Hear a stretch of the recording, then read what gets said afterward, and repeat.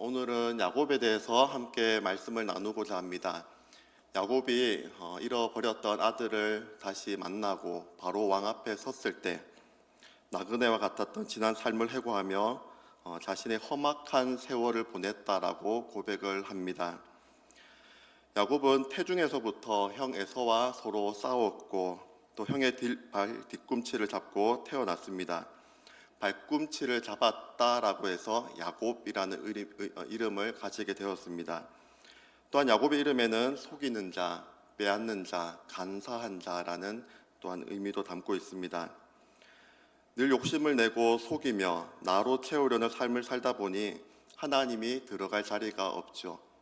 그래서 지난 삶을 돌아보며 험악한 세월로 기억될 수밖에 없었습니다. 하지만 그 험악한 세월을 살아가는 동안에도 하나님께서 야곱과 함께 하셨습니다. 인간적인 고백으로는 험악한 세월을 살아갔다고 할 수 있으나 이어지는 구절을 보면 인생의 말년에 야곱은 바로 왕에게 복을 비는, 바로 왕을 축복하는 모습을 살펴볼 수 있습니다. 하지만 이전에 야곱은 복을 빌기는커녕 복을 빼앗고 복을 가로채웠던 사람입니다. 불과 몇 초 차이로 둘째로 태어났는데 장자가 받을 권리, 장자가 받을 2배의 복을 받지 못하는 것을 늘 억울하게 생각하였을 것입니다. 어느 날 집에서 야곱이 죽을 쑤었는데 마침 형이 들에서 사냥을 마치고 들어와 피곤하고 배가 고프니 팥죽을 좀 달라고 합니다. 동생이 그냥 팥죽을 주면 될 일이지 불쑥 장자의 명분을 팔라고 합니다. 어쩌면 야곱은 늘 형의 장자 명분을 빼앗을 생각만 하고 있었던 것 같습니다. 그런데 기회가 찾아온 것이죠. 장자의 명분을 가볍게 여긴 에서의 실수도 있었지만 형이 지치고 배고플 때를 그냥 넘기지 않고 팥죽 한 그릇으로 장자의 명분을 가로채버리고 맙니다. 야곱의 간사한 모습을 우리는 살펴볼 수 있는 것입니다. 그 시간이 흘러서 아버지 이삭은 나이가 많이 들어 앞을 잘 보지 못하게 되었고 이제 죽음을 앞두고 있습니다.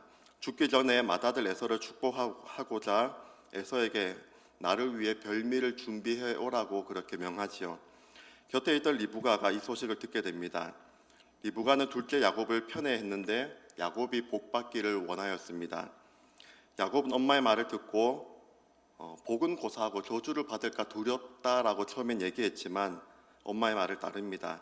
자신도 그 복을 늘 사모해 왔기 때문입니다. 그래서 하는 행동이 어떠합니까?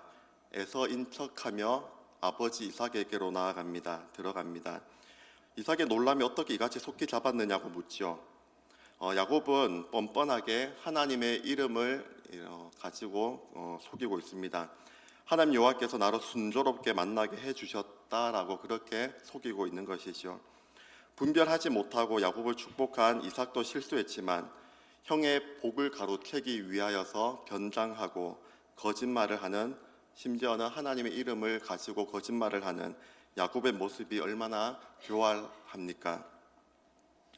뒤늦게 돌아온 에서가 자신이 받을 복을 동생이 속여 가로챘다라는 사실을 알고 아버지 앞에 억울함을 토로합니다. 제가 그 토로함을 본문 읽어드립니다. 그의 이름을 야곱이라 함이 합당하지 아니하나이까. 그가 나를 속임이 이것이 2번째니이다. 전에는 나의 장자의 명분을 빼앗고 이제는 내 복을 빼앗았나이다. 이처럼 야곱은 장자의 명분을 먼저 빼앗았고 이어 장자가 받을 복마저도 빼앗아버리고 말았습니다. 늘 남을 속이고 남의 것을 빼앗는 삶을 통해 나를 채우려고 했던, 그렇게 야곱은 그런 복을 누리며 살아가게 됩니까? 그렇지 않습니다. 오히려 형의 미움을 받아 죽음의 위협을 받아 외삼촌 라반의 집으로 피신하기에 이릅니다. 자의가 아닌 타의에 의하여서 모든 것을 내려놓고 고향 친척 아버지의 집을 떠날 수밖에 없게 됩니다. 어쩌면 내려놓게 하시는 하나님의 손길이었습니다. 내려놓음이라는 표현은 이용규 선교사님의 책인 내려놓음, 그 책을 통하여서 그리스도인들 사이에 많이 알려지게 된 표현입니다. 선교사님께서 내려놓음 이후에 더 내려놓음이란 책을 쓰셨습니다. 이유는 내려놓음에 대해 많은 사람들이 오해하고 있었기 때문이죠. 선교사님은 하버드 대학에서 박사 학위를 받았습니다. 이제 앞으로의 그런 미래가 창창하게 열려 있었던 사람이죠. 하지만 그는 몽골 선교사로 떠납니다. 이를 내려놓음이라고 많은 사람들이 착각하고 있는 것이죠. 또한 내려놓음을 의지적 결단의 차원으로 사람들이 오해함으로써 자신이 말하고자 했던 참 의미의 내려놓음이 희석되는 것에 대한 아쉬움이 있어서 더 내려놓음이라는 책을 통하여서 그 내려놓음의 의미를 설명하고 있습니다. 선교사님께서 말하고 싶었던 것은 신약 성경에 기록된 한 구절 말씀입니다. 갈라디아서 2장 20절 말씀입니다. 내가 그리스도와 함께 십자가에 못 박혔나니 그런즉 이제는 내가 사는 것이 아니요 오직 내 안에 그리스도께서 사시는 것이라. 바로 이 말씀입니다. 내가 아니라 나를 내려놓음으로 내 안에 내가 아닌 그리스도로 충만한 그 삶을 살아가는 것이 가장 복된 삶이다라는 것을 책을 통해 말하고 싶었던 것입니다. 내 안에 내가 나의 자아로 가득 차 있으면 하나님께서 자리할 그 자리가 없는 것이죠. 바로 야곱이 그런 사람이었습니다. 그런 야곱을 하나님께서는 빚어가기 시작하십니다.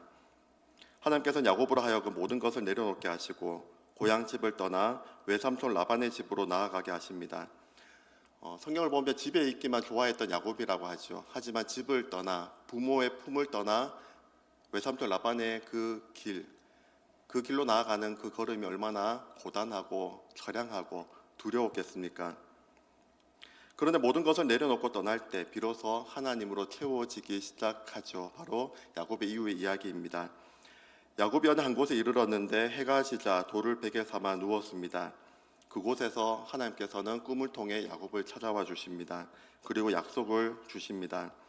창세기 28장 15절 말씀인데요. 오늘 35절 앞쪽으로 한번 가셔서 한번 찾아서 한번 읽어보도록 하겠습니다. 창세기 28장 15절 말씀입니다.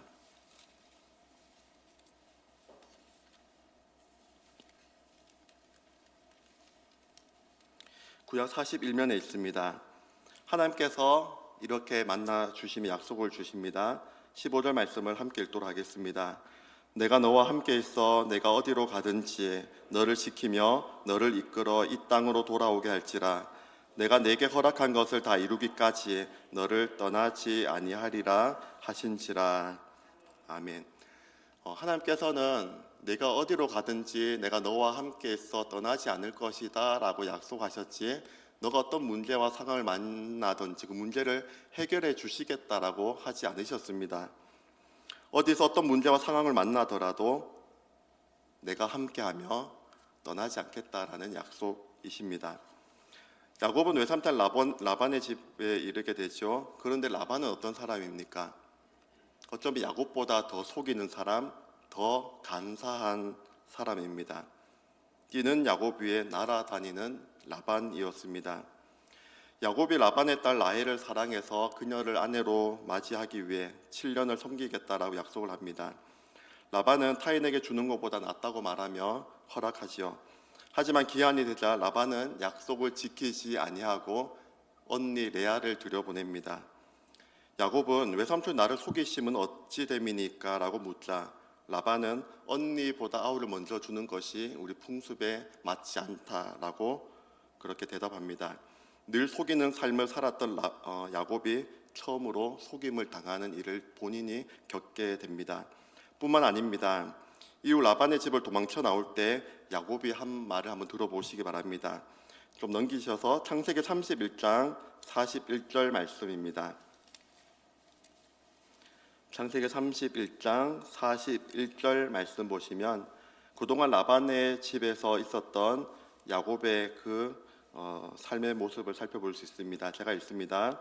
내가 외삼촌의 집에 있는 이 20년 동안 외삼촌의 두 딸을 위하여 14년, 외삼촌의 양떼를 위하여 6년을 외삼촌에게 봉사하였거니와 외삼촌께서 내 품삯을 10번이나 바꾸셨으며. 야곱은 에서를 피해 도망쳐온 외삼촌 라반의 집에서 이처럼 속임을 당하고 착취를 당하는 세월을 보낸 것입니다. 이는 야곱 위에 날아다니는 라반이었습니다. 야곱은 라반을 속이고 야반 도주를 하지요. 속고 속이는 이야기가 펼쳐지는 것입니다. 하지만 이내 추격을 당하고 외삼촌 라반과 맞닥뜨리게 됩니다. 만약에 뒤쫓아오는 라반에게 지난밤 하나님께서 꿈에 나타나셔서 선악간에 아무 일도 야곱에게 행하지 말라라고 하지 않으셨다면 야곱은 어쩌면 라반의 손에 죽임을 당하였을 수도 있었을 것입니다. 외삼촌을 속이고 도망가는 길에도 야곱을 지키시는 그 하나님의 손길을 살펴볼 수 있습니다. 그리고 자신보다 더 악한, 간사한, 더 속이는 자, 외삼촌 라반을 만나게 하셔서 속이는 자로 살아왔던 야곱을 빚어가시는 그 하나님의 손길도 우리는 느낄 수 있는 것이죠.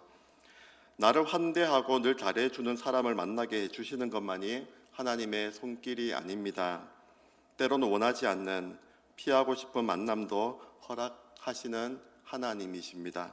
왜냐하면 하나님께서는 그런 사람을 정으로 삼으셔야만 나를 다듬어 가실 수 있기 때문입니다. 어떠한 사람을 만나더라도 어떠한 관계 어려움 속에서도 나를 빚어가시는 하나님의 손길로만 여기고 오직 하나님만 바라보실 수 있는 여러분이 되실 수 있기를 간절히 소망합니다. 야곱은 라반의 위기에서는 벗어났으나 정말 인생의 큰 위기를 이제 앞두고 있습니다. 바로 형 에서와의 만남입니다. 자신을 죽이려 하는 형의 위협으로부터 벗어나 외삼촌 라반의 집으로 피신해 온 것인데 이젠 고향으로 돌아가기 위해서 형을 피할 수는 없는 것입니다. 형 에서에게 미리 종들을 보내었는데 돌아오는 소식이 참으로 절망적입니다. 형 에서가 400명을 거느리고 야곱을 만나려고 오고 있다라는 소식입니다. 성경을 보면 야곱이 심히 두렵고 답답하였다라고 그 심정을 기록하고 있습니다. 그런데 그 와중에도 자기와 함께한 동행자와 양과 소와 낙타를 두 떼로 나눕니다. 이유는 에서가 공격해 올 때 한때는 그렇게 공격을 당하더라도 남은 한때는 보전하기 위함이죠. 참으로 계산적인 야곱입니다. 이는 타고난 것이라고 할 수 있겠죠. 그런데 중요한 것은 그때 바로 야곱이 기도했다라는 사실입니다. 하나님을 어떻게 호칭하는지가 중요합니다. 내 조부 아브라함의 하나님, 내 아버지 이삭의 하나님 여호와여라고 기도를 합니다. 아직 하나님을 나의 하나님으로 고백하고 있지는 못하고 있습니다. 그래도 하나님을 부르며 지금 자신의 심정을 그대로 고백하며 그동안 베푸신 하나님의 은혜를 떠올리고 있습니다. 그리고 밤을 맞이합니다. 참으로 밤이 길게 느껴졌습니다. 하나님을 부르며 기도도 하였지만 인간적인 준비도 치밀하게 해놓습니다. 형 에서에게 줄 예물을 그 뇌물을 준비하고 있죠. 예물을 한 때도 아니고 두 때, 세 때까지 준비해 놓습니다. 그리고 각대의 간격을 충분히 벌려놓죠.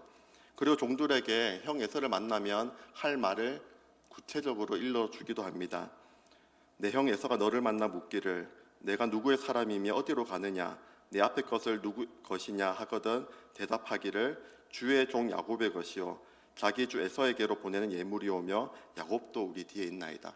첫 번째 때에게도 동일한 이 말씀을, 두 번째, 세 번째 때에게도 동일한 이 말씀을 일러주시오. 이렇게 치밀한 계획을 세운 이유는 먼저 보낸 예물로 형의 감정을 푼 후에 대면하면 혹시 나를 받아줄 것이다라는 그 기대 때문입니다. 납복 나루터에서 이제 모든 자기의 소유물과 처자식들을 다 먼저 보내고 홀로 남은 야곱입니다.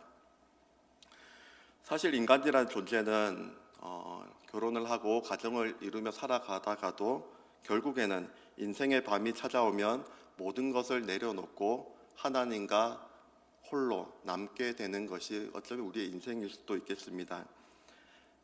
하나님께서는 그런 홀로 있는 야곱을 찾아오셨습니다. 홀로 있는 야곱을 어떤 사람이 찾아와 그 둘은 밤새도록 씨름을 합니다.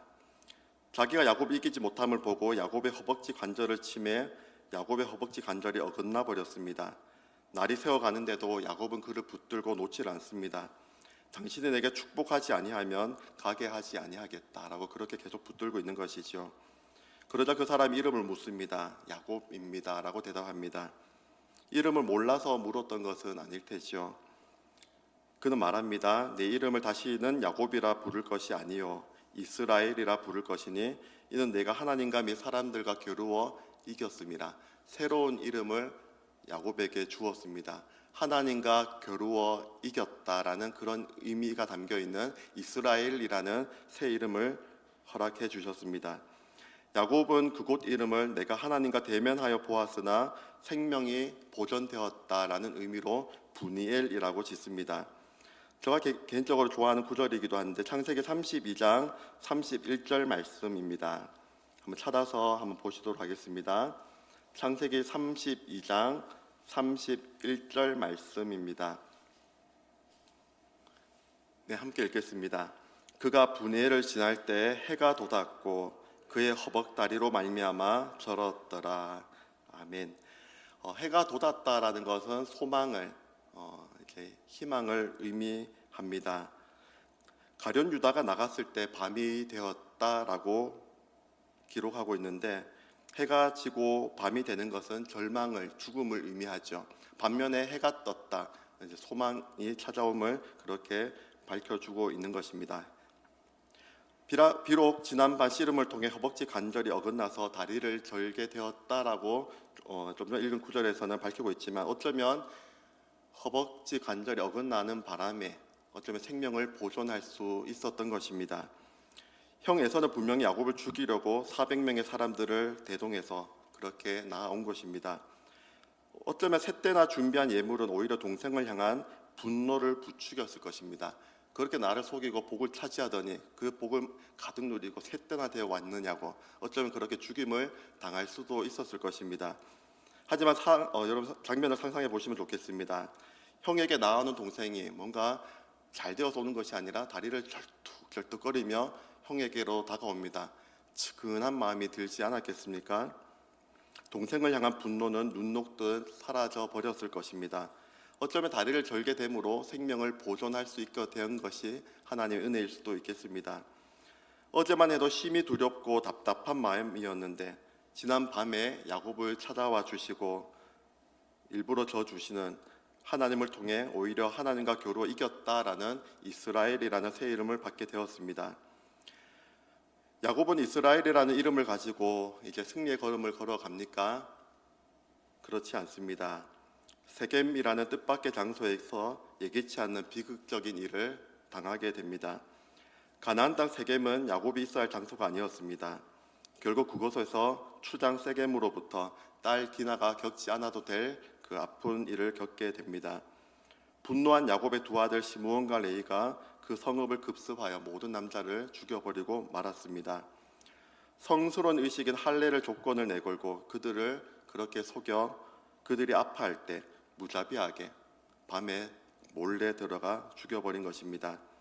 그곳은 피비린내가 진동하는 곳이 되었고 야곱과 그가 갖고 온 그는 황급히 그 땅을 떠날 수밖에 없었습니다. 하나님께서 야곱을 찾아와 이제 말씀하십니다. 오늘 이제 본문이 있는 창세기 35장입니다. 창세기 35장 1절 말씀입니다. 1절 말씀을 제가 읽습니다. 하나님이 야곱에게 이르시되 일어나 베델로 올라가서 거기 거주하며 내가 내 형 에서의 낯을 피하여 도망하던 때 내게 나타났던 하나님께 거기서 제단을 쌓으라 하신지라. 아멘. 직전에 세겜이라는 땅에서 하나님께서 말씀하시지 않으셨는데도 불구하고 야곱은 제단을 쌓은 적이 있습니다. 엘렐로헤 이스라엘이라는 그런 의미의 단을 쌓았죠. 이스라엘의 하나님 엘이라는 단을 본인이 그렇게 쌓아버립니다. 하지만 하나님께서는 말씀하신 적도 없고 바라지도 않으셨습니다. 하나님께서는 좀 전 읽은 1절 말씀에서 분명하게 말씀하고 계시죠. 내가 도망하던 때에 내게 나타났던 하나님께 거기서 바로 베델에서 제단을 쌓으라라는 말씀이십니다. 베델은 야곱에게 어떤 장소입니까? 형의 죽음의 위협으로부터 고향을 떠날 때 두렵고 처량한 마음으로 밤을 맞이하며 돌을 베개 삼아 잠들었다가 꿈을 통해 하나님을 만난 장소입니다. 할아버지의 하나님, 아버지의 하나님이 아니라 하나님을 나의 하나님으로 고백했던, 나를 만나주신 그 하나님, 그 하나님과 함께했던 장소입니다. 야곱은 아침에 일찍 일어나 베개로 삼았던 돌을 가져다가 기둥으로 세우고 그 위에 기름을 붓고 그곳 이름을 베델이라고 하였었습니다. 그곳에서 야곱은 서원을 하였습니다. 처음 베델로 다시 돌아가서 야곱의 소원을 한번 들어보시기 바랍니다. 창세기 28장 20절로 22절 말씀입니다. 하나님께서는 그 야곱의 소원을 귀 기울여 듣고 계셨습니다. 창세기 28장 20절로 22절의 야곱의 소원의 고백입니다. 야곱이 소원하여 이르되 하나님이 나와 함께 계셔서 내가 가는 이 길에서 나를 지키시고 먹을 떡과 입을 옷을 주시어 내가 평안히 아버지 집으로 돌아오게 하시오면 여호와께서 나의 하나님이 되실 것이요 내가 기둥으로 세운 이 돌이 하나님의 집이 될 것이요 하나님께서 내게 주신 모든 것에서 10분의 1을 내가 반드시 하나님께 드리겠나이다 하였더라. 아멘.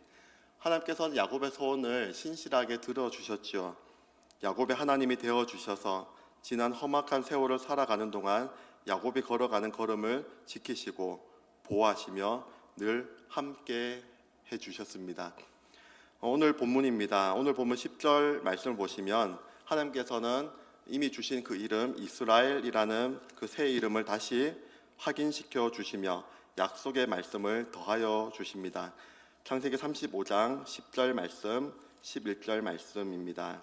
하나님이 그에게 이르시되 내 이름이 야곱이지만은 내 이름을 다시는 야곱이라 부르지 않겠고 이스라엘이 내 이름이 되리라 하시고 그가 그의 이름을 이스라엘이라 부르시고 하나님이 그에게 이르시되 나는 전능한 하나님이라 생육하며 번성하라 한 백성과 백성들의 총회가 내게서 나오고 왕들이 내 허리에서 나오리라. 이런 약속의 말씀을 주시고 있습니다. 하나님께서는 야곱이 하나님을 처음 만나 나의 하나님으로 고백했던 그 베델이란 장소로 인도해 주셨고 그곳에서 제단을 쌓으라 하시며 하나님께서 그렇게 야곱을 베델로 인도해 주셨습니다. 인도해 주신 이유는 나의 하나님으로 고백했던 그 장소, 어쩌면 야곱에게는 하나님을 만난 첫사랑의 장소입니다. 첫사랑을 고백했던 그 장소로 하나님께서는 부르셔서 다시금 새 출발할 수 있도록 그렇게 그 걸음을 인도해 주셨던 것이죠. 어쩌면 우리의 삶의 자리에서도 하나님께서 우리가 하나님을 처음 만났던 정말 사랑합니다 라고 고백했던 오늘 예배 전에 우리가 함께 찬양했던 사랑합니다 나의 예수님, 그 찬양을 들으면서 전에 좀 하나님 뜨겁게 찬양했던 기억이 새록 나서 마음이 참 뭉클해졌습니다. 각자의 삶의 자리에서도 분명히 하나님을 사랑합니다 라고 진심으로 고백했던 그 장소가 있을 것입니다. 동일한 장소이지만 변한 것은 나밖에 없습니다. 동일한 장소에 여전히 하나님께서는 함께 하셨고 그 자리에 돌아오기까지 또 동행하셨고 그 자리에서 기다리고 계시는 하나님을 우리는 살펴볼 수 있는 것이죠. 어쩌면 우리를 그 자리로 부르시고 그 자리에서 나의 하나님이라 고백하기를 고대하고 계시진 않을까라는 생각을 야곱의 이야기를 통해서 또 깨닫게 되는 것입니다. 그 사랑의 첫사랑을 고백했던 그 자리에서 하나님을 다시금 만나 하나님을 또 사랑합니다라고 고백하며 믿음의 걸음을, 승리의 걸음을 늘 걸어가실 수 있는 우리 모두가 될 수 있기를 간절히 소망합니다. 이후 이야기를 다 살펴볼 수는 없지만 35장 그 속 이야기만 살펴보더라도 여전히 야곱의 삶에는 험악한 세월이 그치지 않고 계속 이어짐을 우리는 살펴볼 수 있습니다. 그토록 사랑했던 아내 라헬이 먼저 하나님의 나라로 떠나게 됩니다. 18절 말씀을 보시면 라헬은 아들의 이름을 슬픔의 아들이라는 의미로 베노니라고 이름하였지만 이스라엘은 아들의 이름을 오른손의 아들이라는 베냐민이라고 이름을 합니다. 그리고 22절 말씀을 보시면 아들 루벤이 아버지의 첩 빌하와 동침했다라는 페륜의 소식을 듣게 됩니다. 그런데 성경은 야곱이 이를 들었다 하지 않지요. 이스라엘이 이를 들었다라고 기록하고 있습니다. 이스라엘은 화내지 않고 침묵을 선택합니다. 다시 말해 아들의 그 허물을 덮어주었다라는 것이죠. 이전에 야곱이었다라고 했으면 어떻게 반응했을까라는 질문이 생깁니다. 하지만 이스라엘이라는 새 이름을 가지고 여전히 험악한 세월을 살아갈 때 그래도 조금씩 변화되어져 가는 야곱의 그 모습을 우리는 살펴볼 수 있는 것이죠. 사람이 한순간에 바뀌진 않습니다. 물론 예외는 있겠지만 한순간에 바뀌지 않죠. 하지만 야곱을 이스라엘로 세워 가시는 그 손길이 나와 함께 함을 믿는다면 우리의 믿음은 어제보다 오늘이, 오늘보다 또 내일이 믿음은 계속 성장해 가고 있을 것입니다.